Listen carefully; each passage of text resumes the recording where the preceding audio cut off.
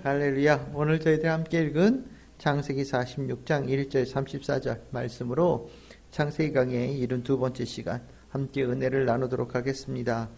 요셉이에게 마무리되어지는 과정에서 하이라이트와 같은 본문이 두 개가 있는 거죠. 하나는 형제들과 만나서 화해가 되어지는 본문. 그 형제들과 어떻게 화해를 할 것인가.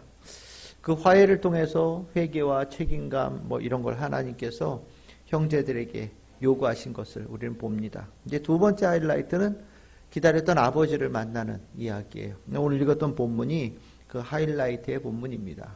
근데 이 본문은 요셉 이야기의 하이라이트이기도 하지만 야곱의 이야기, 큰 틀의 야곱의 이야기에 마무리되어진 시점이라고도 볼 수 있어요. 우리가 야곱과 요셉이 섞여서 나오잖아요. 이제까지 보통은 한 족장이 있었고 그 족장이 죽고 난 다음에 그 다음 족장 얘기 나오고 났는데 야곱 이야기는 좀 다르죠. 야곱 이야기가 이렇게 크게 들어있고 그 사이에 끝에 요셉 이야기가 이렇게 들어있는 구조예요. 그러다 보니까 마무리 지을 때 요셉의 이 중심되어진 내용들이 함께 나오는 겁니다. 그 야곱 이야기에 마무리되어지는 것을 어떻게 알 수 있느냐? 1절에 나와 있는 부엘셰바라고 하는 곳입니다. 이 부엘셰바가 이 야곱의 이야기가 집에서 떠날 때 부엘셰바에서 출발했었거든요. 형한테 쏙 속이고 집에서 출발할 때 아주 옛날이죠. 그러니까 아주 옛날에 부엘셰바에서 출발해가지고 이제 그 라반 집으로 향해서 갔었잖아요. 이제 그 갔던 그 야곱이 그 무슨 이유인지 몰라도 부엘셰바까지 안 왔어요. 그러다가 이제 드디어 야곱 이야기에 부엘셰바가 나오는 겁니다. 그러면서 출발지에 그 집을 떠났던 그 출발지에 야곱이 다시 도착을 해서 거기서 예배를 드리고 하나님께 축복받는 이야기가 되어지면서 어찌 보면 야곱 이야기에 마무리되어지는 이야기라고도 볼 수 있는 겁니다. 또한 이 이야기가 가지고 있는 것은 하나님께서 야곱과 요셉 이 두 족장을 통하여서 이스라엘이라고 하는 이 하나님의 백성을 만들어가는 과정, 하나님께서 도대체 뭘 원하시느냐에 관한 부분에 그 모자르고 부족한 부분들을 채워가는 그런 그 목적을 향해서 이야기가 흘러가잖아요. 근데 오늘 이 본문이 하나님께서 이 여러 과정, 섭리들을 통하여서 하나님께서 원하셨던 모습들이 이 안에 잘 나타납니다. 우리가 하나님의 백성으로서 하나님의 섭리가 우리가 있다고 그랬잖아요. 손길이 있어요. 목적이 있다라는 겁니다. 하나님께서 우리를 이렇게 보이지 않는 손길로 이렇게 우리를 이끌어 가시면서 어떤 사람이 되기를 원하시는 거죠. 우리가 주의 말씀을 한다면 성령의 생각을 하는 사람, 성령의 사람, 진짜 하나님께서 기뻐하실 수 있는 사람으로 만들어가는 게 하나님의 목적이죠. 이 이스라엘로 본다면 하나님께서는 이 이스라엘 12아들, 야곱의 12아들이 12지파가 되어지고 하나님의 살아계심을, 능력을 나타내는 하나님의 백성이 되어져야 되잖아요. 그 하나님의 백성이 어디서 삽니까? 앞으로 가나안 땅에서 살아갈 거예요.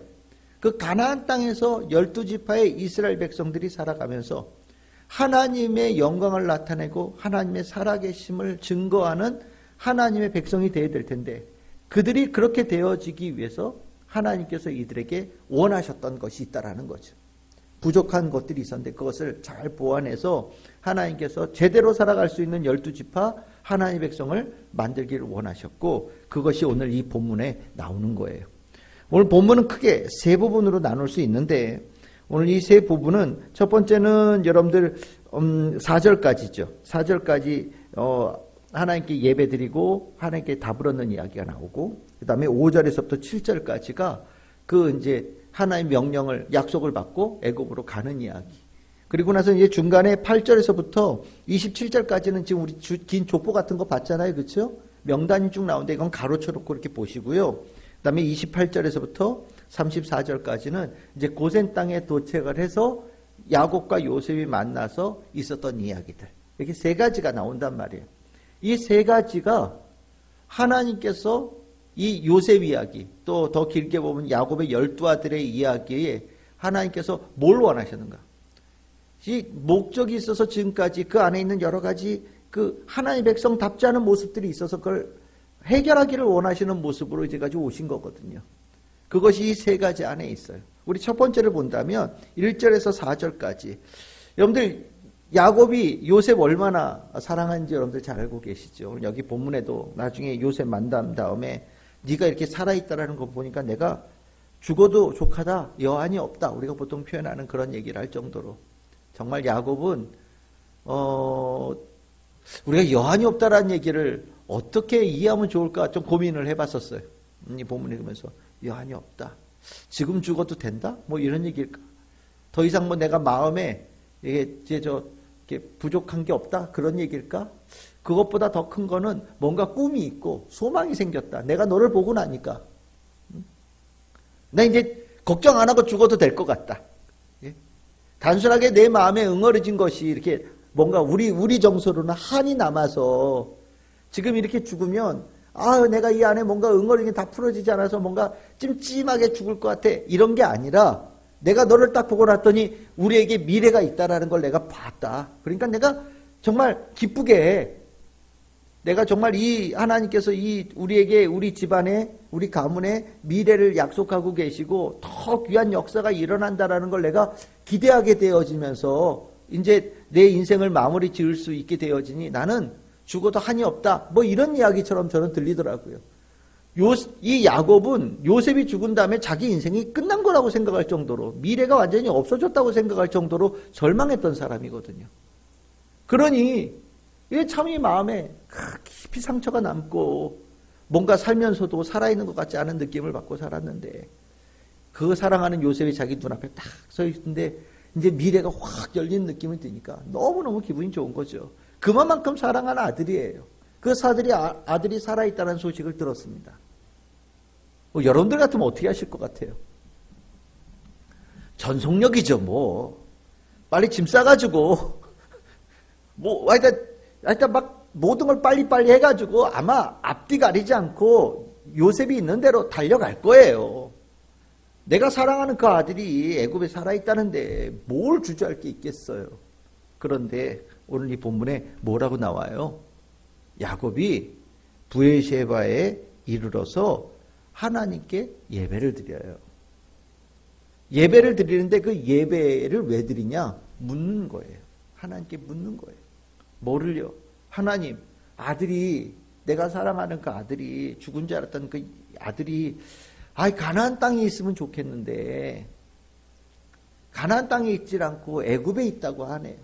근데 전에 우리 아버지 얘기를 들어보니까 애굽으로 내려가려고 할 때 하나님께서 내려가지 말라고 막으셨다는 얘기를 하셨었는데 제가 이게 내려가도 되겠습니까?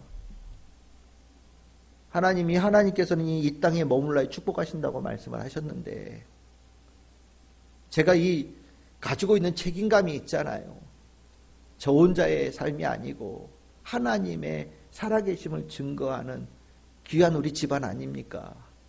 제가 이 일이 하나님의 뜻에 어긋난다면 실은 저는 좀 고민이 됩니다. 라고 하나님 앞에 아주 솔직하게 고백을 한 거예요. 어떻게 해야 되겠습니까? 브에르시바, 이게 원래 단에서 브에르시바라고 얘기를 하거든요. 가나안 땅을. 제일 북쪽이 단, 남쪽이 브에르시바예요.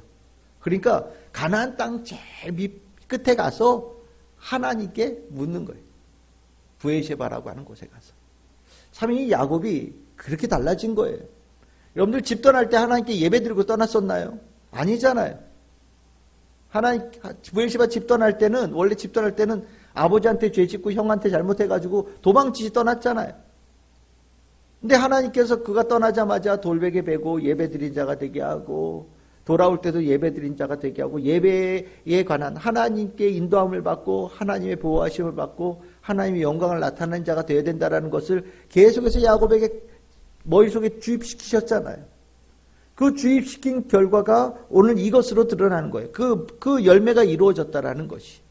무슨 소리냐? 하나님은요, 하나님 백성에게 예배 드린 자가 되기를 원하신다라는 거예요.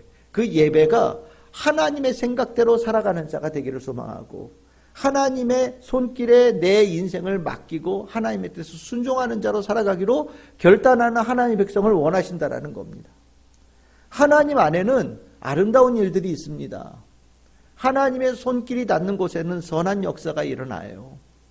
우리가 생각할 때 이런저런 생각으로 많은 것들을 생각하고 결정해서 좋은 곳으로 간다고 생각할지 모르지만 하나님의 손길이 닿고 하나님의 선택이 있고 하나님의 인도하심이 있는 곳에 가장 선한 열매가 이루어지는 거예요. 그래서 하나님의 사람들은 가장 힘들고 어렵고 급할수록 하나님 앞에 무릎 꿇고 하나님께 뜻을 구하는 자가 되어지는 거죠. 그 하나님의 뜻을 구할 때 내 안에 있던 생각이 아니에요. 원래 나는 그런 생각을 할 수가 없는 생각들이 있어요. 그런데 기도하고 예배를 드리고 하나님을 찬양하는, 그리고 함께 은혜를 나누고 말씀을 읽는 가운데 나로부터 비롯되어진 생각이 아니라 하나님께로부터 주어지는 새로운 생각들이 내 머릿속에 들어오고 내 마음에 품게 되어지고 그것을 내가 심령의 깊은 곳에 은총으로 새기는 축복이 우리 믿는 사람들에게 있거든요. 그게 성령의 생각으로 사는 사람의 모습과 비슷한 겁니다. 우리가 예배를, 이 야곱이 예배를 드린다라고 하면서 하나님의 뜻을 묻는 것은 그냥 묻는 게 아니지요. 하나님께서 가지 말라 그러면 안 가겠다는 결단으로 묻는 거예요. 실은 이것이 가고 서고 오고 가는 모든 것들이 다 하나님의 손에 있다라는 것을 인정하고 살아가는 자의 아름다운 모습이라는 겁니다. 여기에 대해서 하나님께서 얼마나 기뻐하셨는가.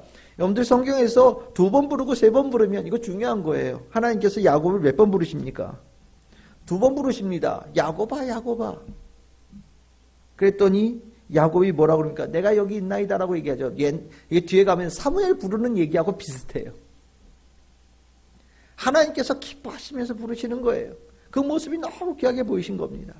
야곱아 야곱아. 내가 여기 있습니다. 그랬더니 하나님께서 뭐라고 하십니까? 나는 하나님인데 내 아버지의 하나님이다라고 얘기해요. 이 얘기를 왜 하실까요? 이삭에게는 내려가지 말라고 얘기했기 때문에. 내가 너희 아버지 이삭에게는 내려가지 말라고 했던 그 하나님이다. 그런데 그 내가 지금 너에게 명령한다. 뭐라고요? 내려가는 거를 주저하지 말라고 명령하는 거예요. 내려가지 말라고 했던 분도 그 하나님이고 지금 내려가라는 그 하나님도 동일한 하나님이라는 것을 얘기하고 있는 거예요. 두려워하지 말아라, 걱정하지 말아라, 불안해하지 말라고 하나님께서 그에게 주저하지 말라고 그의 마음을 강하게 해주시는 거예요. 실은 하나님께서 이 야곱의 예배를 얼마나 기뻐하셨는지를 보게 되었지만 이 예배를 통하여서 주님께 주시는 축복의 말씀이 너무 귀하지 않습니까? 걱정하지 말아라. 너 내려가면 큰 민족을 이루게 하겠다라고 얘기하셔요. 큰 민족이 뭡니까? 위대한 공동체를 내가 만들어가지고 올리겠다라는 얘기예요. 위대한 하나님 백성을 내가 그 만드는 터로 내가 삼겠다라고 말씀하시는 거거든요. 그렇죠? 우리가 나중에 출애굽을 보면은 12지파가 큰 무리를 이루어서 애굽 땅을 출발해서 가나안 땅으로 오잖아요. 하나님께서 그 얘기를 하시는 거예요. 내가 그 땅에 전지훈련 보내는 거다. 내가 그 땅에 하나님께서 트레이닝하는 좋은 터를 만들어서 내가 너희들 풍성한 무리를 지어서 돌아올 수 있도록 만들겠다라고 말씀하시는 축복을 주시고요. 2번째 얘기하시는 게 뭡니까? 4절에 나오죠. 내가 너와 함께 가겠다. 내가 너와 함께 애굽으로 내려가겠다. 그리고 내가 너를 반드시 인도하여 내가 너와 함께 다시 올라오겠다라고 얘기를 하셔요. 함께라고 하는 단어. 우리 요셉 이야기에서 굉장히 계속해서 나오는 얘기죠. 하나님께서 요셉과 함께 내려가셨고 함께 감옥에 들어가셨고 이 함께라고 하는 단어. 하나님과 함께라고 한다면 어디든지 갈 수 있다. 하나님과 함께하는 곳이라면 어디든지 내가 용기를 내서 갈 수 있다. 이런 백성이 하나님의 백성이라는 겁니다. 아유, 환한 데는 좋지요. 다 누구든지요. 넓고 깨끗하고 좋은 데는 누구든지 다 좋아해요. 그런데 우리에게는 환경이 중요하지 않죠. 뭐가 중요합니까? 하나님이 함께 하시느냐, 함께 하시지 않느냐가 더 중요한 거예요. 이게 육신의 눈을 가지고 보는 사람들은 환경을 보지만 성령의 생각을 가지고 살아가는 자는 하나님의 함께 하심을 봅니다. 그래서 언제나 선택할 때 이것이 하나님께서 함께 하시는 길이냐, 하나님께서 기뻐하시는 길이냐, 하나님께서 말씀으로 약속하신 길이냐, 우리가 성경을 볼 때 하나님의 사람들이 걸어간 그 길과 같은 색깔의 길이냐라는 것을 봐야 되는 거예요. 이 길이 예수가 간 길이냐라는 것을 봐야 된다라는 겁니다. 그 길은 하나님과 함께하는 길. 하나님과 함께라고 한다면 두려울 것이 없는 거죠. 요셉은 하나님과 함께 애굽으로 내려가는 용기를 내었고 그것은 하나님의 축복의 발걸음이 되게끔 만들어주신다라는 겁니다. 그리고 세 번째 축복이 뭡니까? 요셉이 그의 손으로 내 눈을 감기리라. 이게 왜 축복일까요? 요셉이 내 눈을 감기리라는 얘기는 뭐냐면 믿음의 대물림이 이루어져 간다라는 거예요. 네가 사랑하는 그 아들 요셉이 장자가 되어질 것이다. 그래서 그 요셉이 너의 대를 이어가는 장자의 권리에 와서 믿음의 대물림이 이어져가는 축복이 날 것이다. 왜 야곱이 절망했습니까? 내 장자는 요셉이라고 생각을 했었는데 내 아들 장자가 무슨 사고가 났는지 죽어버렸다는 것 때문에 근심을 가지고 산 거잖아요. 그런데 하나님은 걱정하지 말아라. 형제들이 요셉 미워해서 팔아넘기고 막 해코지하고 그런 일 했지만 걱정하지 마. 네가 사랑하는 그 아들 하나님도 그 아들을 사랑하며 대물림의 믿음의 대물림 족장의 대물림이 요셉의 손에 이루어질 것이다 라고 약속해 주시는 거예요. 미래가 열려진다니까요. 그러니까 이 하나님 앞에 예배드리며 하나님의 뜻을 구할 때 하나님께서 예배한 것이 이렇게 귀하다는 걸 우리가 보게 되는 거죠. 브엘셰바에서 예배 안 드렸으면 이런 축복의 말씀이 야곱에게 있었겠습니까? 없는 거죠. 근데 그 바쁜 발걸음, 막 정신없이 내려가는 그 발걸음 속에서도 가나안 땅 딱 끝에 머물러 가지고 하나님께 예배드리면서 하나님의 뜻을 구하니 하나님께서는 그것을 기뻐하시면서 이 축복의 말씀을 주시는 거예요. 여러분들 기억하십시오. 하나님의 사람들은요, 예배가 멈춰지면 안 돼요. 예배는 축복이에요. 정말 예배는 축복이에요. 하나님의 뜻이 임하고 내 안에 하나님의 생각이 충만해지고 성령의 역사가 일어나는 가장 중요한 자리가 예배의 자리예요. 그 예배를 드리며 하나님의 뜻을 구하고 하나님의 마음을 내 마음으로 예수 그리스도의 마음을 품고자 하는 마음으로 예배를 드린 자에게는 주님께서 예비하신 귀한 은혜가 예비되어진 귀한 축복이 그 예배 드린 자에게 임합니다. 우리는 하나님의 사람으로서 그 축복을 누려야 되는 거예요. 그러면 이것이 첫 번째 하나님께서 하나님 백성에게 원하신 거라면 두 번째는 뭐냐? 두 번째는 여러분들 5절서부터 7절까지 이렇게 글을 이렇게 읽다 보면 느껴지는 가장 중요한 단어가 뭐라는 생각이 드십니까? 여기 보시면 5절 7절에 보시면 그 안에 뭐 계속해서 자기 아버지 야곱 자기 처자들 태우고 그들의 가축 그 재물 야곱 그의 자손들 다 함께 그리고 야곱이 그의 아들들과 손자들과 딸과 손녀들과 그의 모든 자손들을 다 데리고 애굽으로 갔다 이런 얘기가 나오거든요. 중요하게 언급되어지는 것은 하나도 빠짐없이 다 같이 갔다라는 거예요. 하나도 빠짐없이 다 같이 갔다. 이것이 왜 중요합니까? 야곱 이야기가 시작할 때부터 싸우기 시작해서 시작할 때부터 뭔가 갈라져가지고 시작할 때부터 뭔가 찢어지는 일들이 일어났잖아요. 요셉의 이야기 어땠습니까? 12명의 아들 사이에 요셉이 미움을 받고 찢어지고 팔려나가서 12아들 중에 하나가 떨어져서 지내는 일들이 있었잖아요. 이제까지 야곱의 이야기와 요셉의 이야기에 계속되어지는 이야기는 뭔가 찢어지고 분열되어지고 갈라지고 미워하고 다투는 일들이 계속해서 일어났단 말이에요. 그런데 이 이야기가 쭉 지나가다 보니 하나님께서 이스라엘 백성들이 원하시는 목적이 나오는 거예요. 너희들은 다 함께 해야 돼. 12지파가 다 함께 있어야 이스라엘이야. 야곱이 이스라엘이죠.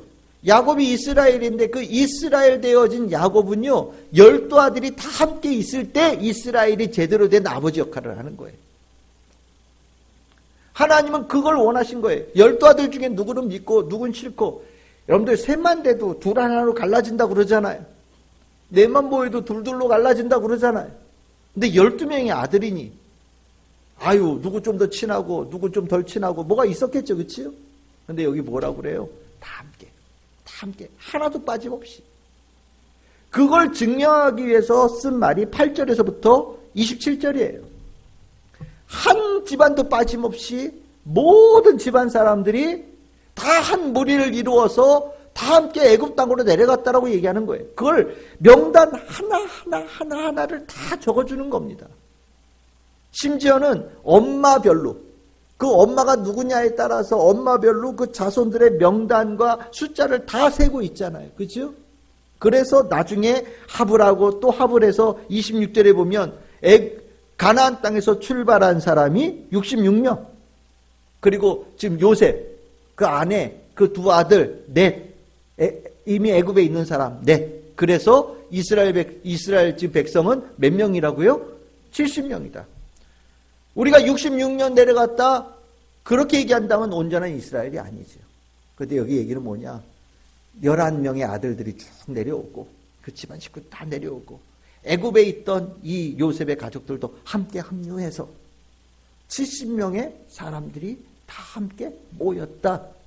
드디어 찢어지고 찢었던 긴 세월이 이제 합하여져서 비로소 하나가 되어진 이스라엘 백성이 이루어졌다라는 것을 얘기해주고 있는 거예요. 이거 정말 오래간만의 일이에요. 야곱이 에서랑 같이 있었던 적이 얼마나 됩니까?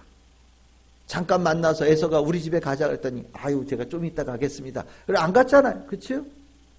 정말 오래간만에 있는 이야기예요. 처음에 아브라함이 갈대아 우르 땅을 떠나가지고 조카 롯과 함께 왔지만 얼마 안 가서 찢었잖아요. 그렇죠? 찢어지고 찢어진 그런 과정에서 실은 이 정말 긴 세월 만에 70명이라고 하는 이 하나에 되어진 백성들이 모여있는 자리가 이루어졌다. 함께다라는 거예요. 이것을 하나님께서 원하신 거예요. 우리 안에 성령의 역사가 일어날 때는요. 하나 되어집니다. 성령은요. 우리를 묶어요. 우리가 다 다르다라는 거 모르지 않아요. 우리는 다 다릅니다. 똑같은 사람이 하나도 없어요. 그런데 성령께서는 우리를 하나로 묶으셔요. 근데 묶였는데 누구는 난 쟤랑 묶이기 싫어. 나는 쟤 같은 데랑 같이 있는 게 너무 힘들어. 라고 생각하는 생각이 없어지게끔 묶으셔요. 그게 성령의 역사예요. 그게 하나님께서 원하시는 거예요. 그걸 만약에 그 가치를 중요하게 여기지 못한다면 하나 되어지지 못하여서 당하는 고통, 그 아픔을 심령 속에 느끼게끔 하나님께서 경고음을 주셔요.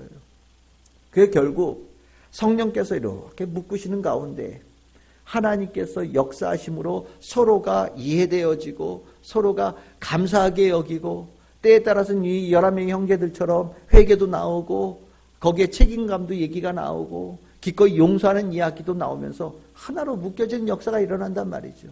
이게 하나님께서 원하신 하나의 백성의 모습이에요. 천국에 파가 있을까요? 천국에 당이 있겠습니까? 천국에 네 편, 내 편, 뭐 이런 거 있겠습니까? 없지요. 거기에는 다 하나님 보좌 앞에 모든 성도들이 다 둘러서서 하나님께 예배드리는 모든 사람이 하나와 똑같은 공동체의 모습이 천국 백성의 모습이란 말이죠. 이 모습을 하나님께서 이스라엘 백성들에게 원하셨다라는 거예요. 결국 우리가 나중에 출애굽할 때 보면 하나 되어지는 모습으로 출발하는 모습들이 나오고요. 그 가운데 하나님께서 쟤들 좀 이상해 그럴 때는 뭔가 갈라지는 이야기들이 나오고 그러면서 다시 묶여져서 또 가나안 땅을 점령하는 이야기가 나오는 그런 얘기들이 계속해서 등장을 하잖아요. 기억합시다. 성령께서 우리를 하나 되게 하셔요. 이게 하나님의 백성이에요. 하나님께서 기뻐하셔요. 이걸 원하시는 거예요. 이 모습 속에서 성령의 능력이 나타납니다. 그 안에 있는 사람들이 축복을 받고요. 그들을 통하여서 많은 이들이 축복을 받는 역사가 일어나는 거예요. 이 명단 우리가 생각할 때 뭐 이걸 이렇게 길게 얘기했어? 라고 얘기할지 모르지만 이거 감격하면서 적은 거예요. 다 갔다라는 얘기를 하려고. 한 명도 빠짐없이 다 갔다. 거기에 들어갔던 사람들이 명단이 이렇다 다 적어준 거예요. 여기에 아들 이름들 주로 적혀 있거든요. 그러니까 여기에 뭐 아내 이름들, 그치요? 더 많은 딸들이 있었겠죠? 아마 몇백 명이었을 거예요. 큰 무리가 지어져서 한 명도 빠짐없이 다 애굽으로 내려갔다.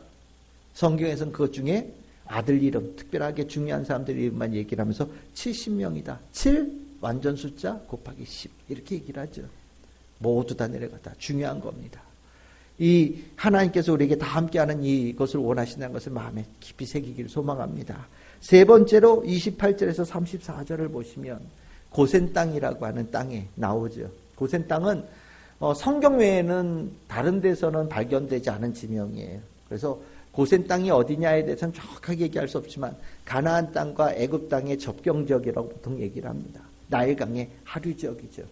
범람이 자주 되어지는 지역이고 이게 이제 애굽으로 본다면 수도가 이렇게 저 강 상류 중류쯤에 있다면 저 하류 지역은 변방인 곳이에요.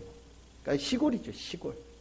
그 시골 땅에 고센 땅이라는 곳에 이 일부러 요셉이 아버지를 맞이하러 그 경계선까지 가는 거예요. 그러니까 브에르시바에서 고센 땅까지는 멀지 않았을 것 같아요. 그리고 이 애굽에 사는 요셉도 이 고센 땅까지 그만큼의 길을 거슬러 가서 아버지를 만난 것 같습니다. 그럼 왜 고센 땅에 가느냐? 여러분들 거기 보시면 이 32절서부터 34절까지 애굽 땅에 더 깊이 들어가지 않고 실은 이 애굽의 변방에 이 하나님께서 이 야곱의 가족들이 거주하기를 원하셨다라는 것을 우리가 보게 되어져요. 왜 여기냐? 물론 거기가 목초지로 적합하고요. 두 번째는 가나안 땅도 가까운 부분들도 있어요. 하지만 그보다 더 중요한 거는 여러분들 이 단어가 눈여겨보셔야 돼요. 34절 끝에 나오는 단어입니다. 가증히 여긴다라는 얘기가 있죠. 가증히 여긴다. 이 가증히 여긴다라는 게 보통 어떻게 쓰여지냐면 이스라엘 백성들이 우상 숭배하는 이방 사람들의 삶의 모습을 가증히 여깁니다. 보통 그렇게 쓰여지는 거예요. 근데 여기 뭐라고 표현해요? 애굽 사람들이 이 야곱의 가족들을 가증히 여긴다라고 얘기를 하잖아요. 그러니까 여기는 다른 걸 얘기하는 게 아니에요. 구분되어지는 기본적인 것을 갖추는 얘기를 하는 겁니다. 하나님께서는 애굽 땅에 내려가서 이스라엘 백성들, 이스라엘이 들어가 살기를 원하지만 그 가운데서도 구별되어진 자로 정체성을 분명하게 확고하게 다지면서 그 안에 있기를 원하셨다라는 거예요. 우리가 세상 속에 살지만 세상 속에서도 세상 사람과 분명히 구별되어진 자로 살아가야 되는 그런 모습과 똑같은 겁니다. 하나님께서 나중에 가나안 땅에 이스라엘 백성들을 데리고 가실 때에도 똑같죠. 너희들이 가나안 땅에 들어가 살지라도 가나안 사람들에게 물들면 안 된다라는 얘기를 계속해서 하시잖아요. 똑같은 겁니다. 하나님께서 우리가 이 땅에 살게 하시는 것 중에 목적 중에 하나가 뭐냐면 우리를 통하여 세상이 변화되어지는 거예요. 우리를 통하여 세상이 하나님의 뜻을 알게 되어지고 우리를 통해서 하나님의 생각을 알게 되어지고 우리를 통해서 정의롭고 공의로운 하나님의 판단을 받아들이게 하는 것이 우리가 이 땅에 살아가는 중요한 목적이란 말이죠. 세상의 것에 물들고 세상의 것을 받아들여서 하나님의 백성의 삶이 무너지기 시작한다면 절대로 그것은 하나님께서 이 땅에 우리를 두신 목적이 되지 않는 거예요. 우리가 이 훈련을 하나님께서 애굽에서 시키시는 겁니다. 너희들이 애굽 땅에 들어가서도 애굽의 그 문화에 물들지 않아야 되고 그 가운데서 굳건하게 하나님의 백성으로 살아갈 수 있는 자들이 되어져야 된다는 것을 얘기하시는 거예요. 그리고 그것이 되어졌을 때 가나안 땅에 들어와서 하나님의 축복되어진 이스라엘에게 주신 축복의 나라를 세울 수 있는 능력이 생기는 거죠. 구별되어지지 않으면 능력이 없습니다. 여러분들 기억하십시오. 우리가 주일날도 말씀 나눴지만 육신의 생각으로 살면요 능력이 없어요. 그거는 하나님의 은혜와 상관없이 살아가는 사람이 되겠다는 것과 똑같아요. 여러분들 내 힘으로 살면 그냥 꼴등이죠. 하나님의 사람들이 세상 사람들처럼 내 육신의 힘으로 살고 내 능력으로 살면요 얼마나 뛰어난 자로 살겠습니까? 별거 없어요. 우리가 늘 얘기하잖아요. 교회 모인 사람들은 다 능력 없는 사람들만 골라서 모인 것 같다고. 그건 맞는 얘기거든요. 원래 교회에 모인 사람들이 능력이 없는 사람들이에요. 그런데 우리는 그 능력이 없는데 하나님께 주신 은총으로 살아가서 이렇게 살아가는 거거든요. 그런데 이 안에 있으면서도 육신의 생각으로 산다. 그러면 그나마 있는 축복을 내가 내 발로 걷어차고 사는 거랑 뭐가 달라요? 하나님께서 우리에게 원하시는 게 그거예요. 성령의 생각으로 사는 거. 진짜 하나님의 사람으로 사는 거. 구별되어진 자로 진짜 그 능력으로 사는 거. 구별이 능력이에요. 세상과 닮아가는 거는 그 능력을 발로 걷어차는 거하고 똑같습니다. 성경에 나와 있는 사람들이 다 그 얘기 아니에요? 그래서 그걸 뭐라고 얘기합니까? 믿음의 사람이다. 이렇게 표현하죠. 히브리서에서 그 믿음의 사람들 쭉 나올 때 그들이 다 뭐예요? 육신의 힘으로 살았습니까? 아니죠. 하나님께서 주신 힘으로 산 사람들이에요. 믿음의 사람들이다. 결론은 어땠다고요? 믿음의 사람이 이기더라. 믿음의 사람이 능력이 있더라. 믿음의 사람이 승리하더라. 이것이 성경에서 성경을 통해서 우리에게 가르쳐 주시는 말씀이에요. 다윗이 골리앗을 넘어뜨릴 때 육신의 힘으로 넘어뜨렸습니까? 믿음의 힘으로 넘어뜨렸잖아요. 이스라엘 백성이 세상에서 가장 큰 민족이고 힘이 센 민족이라서 하나님께서 그들을 택하셨습니까? 아니잖아요. 가장 별 볼 일 없는 백성들에서 하나님께서 그들을 택하셨어요. 하지만 그들에게 하나님의 능력이 임하니까 세상에서 제일 별 볼 일 없어 보이던 애들이 갑자기 혜성처럼 나타나서 정말 강대한 나라를 이루어가는 축복의 나라를 세웠다. 다윗과 솔로몬의 나라가 그 증거다라는 것이 성경에서 말씀하는 거잖아요. 예수님께서 우리에게 말씀하시는 것 똑같잖아요. 너희들 팔복 뭐예요? 너희들 배고프고 세상에서 지쳐서 쓰러져 있고 정말 다들 비실비실한데 걱정하지 말아라. 너희들은 세상에는 육신의 힘으로는 턱없이 부족한 자들일지라도 너희들에게는 하나님의 은총이 있다. 너희들이 하나님 나라를 얻을 것이고 승리하는 자가 될 것이고 평안을 얻는 자가 될 것이고 축복의 사람들이 될 것이다 라는 게 예수님의 말씀이잖아요. 하나님께서 우리에게 원하시는 거예요. 이게 하나님의 백성이에요. 고센 땅에서 하나님의 백성답게 구별되어진 자로 사는 것. 구별되어짐이 능력이다. 이것을 깨닫고 그것을 실행할 수 있는 사람들. 저는 우리 참 즐거운 성도들이 이 말씀, 이 모습, 하나님께서 원하시는 모습들을 우리가 다 같이 공유하고 이 힘으로 우리도 이 창세기 46장에 나와 있는 하나님께서 원하시는 백성의 모습을 우리도 갖춰가기를 원합니다. 그러면 하나님께서 정말 여러분들의 삶을 세심하게 돌보셔요. 우리 보잖아요. 요셉 얼마나 하나님께서 세심하게 돌보십니까? 이 족장들 하나님께서 얼마나 세심하게 돌보십니까? 이 그들의 얘기가 아니에요. 단순히 그들의 얘기만 끝나는 게 아닙니다. 우리의 얘기예요. 나의 얘기가 되는 거예요. 여러분들의 얘기가 되는 겁니다. 하나님께서 기뻐하시는 자의 모습으로 살아가며 그 세심한 손길을 여러분들이 늘 귀하게 받으며 그래서 하나님께서 역사하시는 그래서 열매가 있는 복되고 복된 우리 참 즐거운 성도들 다 되시기를 주님의 이름으로 축복합니다.